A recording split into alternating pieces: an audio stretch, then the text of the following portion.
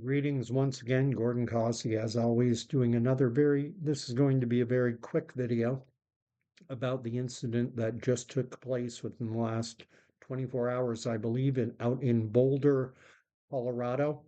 Before I get into it, you're welcome to like, share, subscribe. You know all the things that YouTube channels say to build engagement and to try and build channels. But without any further ado, uh, terrorist attack in Boulder, Colorado, that I think we're going to be seeing more of this type of activity. And by that, I mean terrorist style attacks motivated by hatred against Jews and against all things Jewish. Uh, and I just did something that I don't do that often.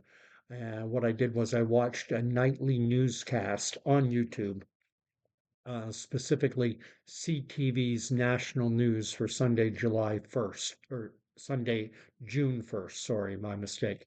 Um, Canada, where I live, we have three principal networks: the government owned CBC, then there's CTV, and also Global News. And both CTV and Global receive subsidies from the government, whereas the CBC itself is owned entirely by the government, but that's a side issue. And I do this every now and again. Every now and again, I will check out what is being reported on the nightly news, what's being reported on. I want to see what is being covered and the type of coverage that news events are receiving.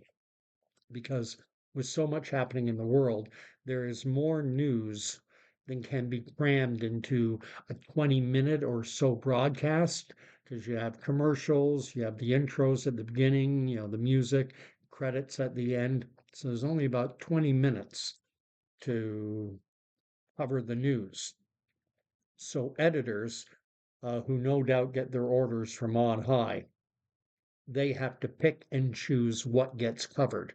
And this attack that happened in Boulder, Colorado, was deemed worthy. And in point of fact, it was the second story on the broadcast. But they spent over 4 minutes of the show's 20 minutes on the lead story, which was about the closing of Hudson Bay stores in Canada. And the news out of Boulder got less than a minute worth of airtime. So, what happened in Boulder, Colorado? There were a group of demonstrators there who were attacked, lit on fire. According to CTV, they referred to it as a Molotov cocktail. I've seen other news outlets saying a homemade flamethrower. So it depends on the source. And the demonstrators were protesting for the release of hostages who have been held in the Gaza Strip by Hamas and Hamas supporters for more than a year and a half now. And um, while this part wasn't covered by CTV, they gave it less than a minute. The alleged terrorists spoke the words "Free Palestine" either just before or during or just after burning about 6 people, one of whom is reported to be in a life-threatening condition, would be fatal. And I don't care what side of the Israel-Palestine issue anyone is on.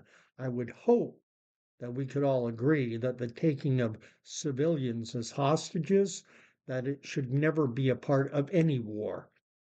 I mean, we have something called the Geneva Convention, wherein it is only combatants who are to be held as prisoners of war, not civilians and not babies, which Hamas took babies as hostages.